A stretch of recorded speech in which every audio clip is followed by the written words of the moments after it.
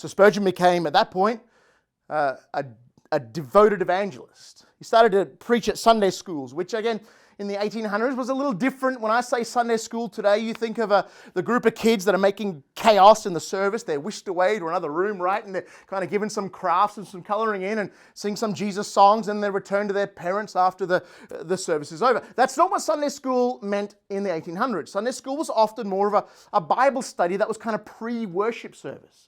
It usually was attended by all ages, children, adults, young adults, elderly. Everyone came along, and Spurgeon became a Sunday school teacher.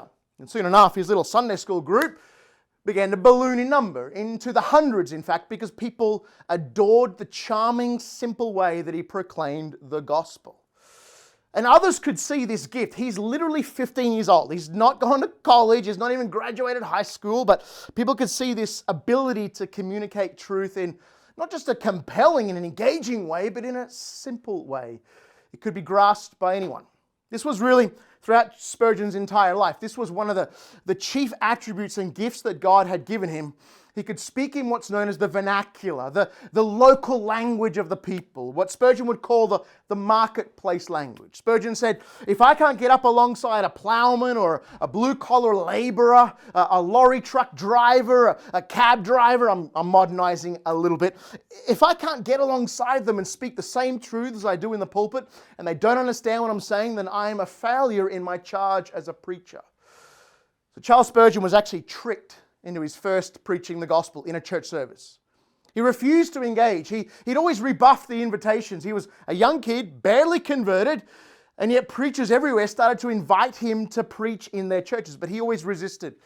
Until one pastor tricked him into doing it. It's a clever little story, but the essence of it is he just was simply lied to. That's all it is. That's the start and the end of it. I was listening again, I was reading again some of the narrative around Spurgeon's trickery in becoming a preacher, and I sort of thought to myself, I've heard this story dozens of times, but it really just boils down to he was lied to. This is how it happened. Spurgeon and a friend of his, about the same age, but the friend was a more seasoned believer, had been a Christian longer, were invited to go to a Sunday night service of a church a few towns over, maybe about 5-mile walk, not too far. And the pastor told both of them, you're going to support your friend. He's preaching. You can see the trickery at once. They're walking to this church service, and Spurgeon turns to his friends and says, I'm a little bit nervous for you, but please, brother, I'm praying for you. Steel your nerves. You're going to do an amazing job for God tonight. And the friend looked and said, what are you on about?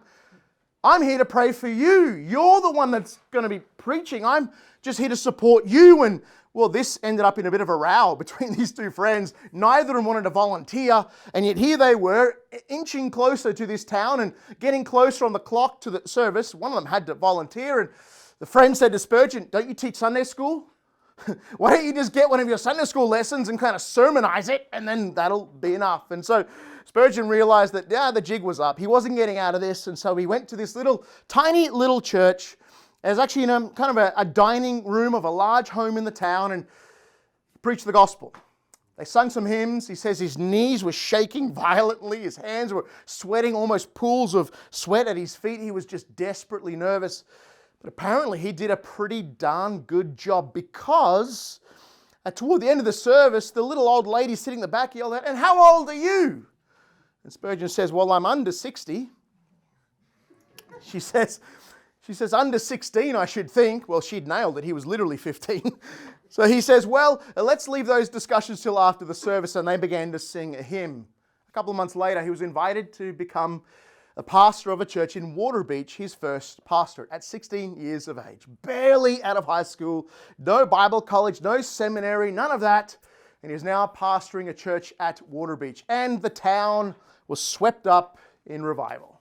Not because Spurgeon was particularly gifted, he was, but because God's grace and power resident in the gospel is how God brings about converting changes in the lives of sinners.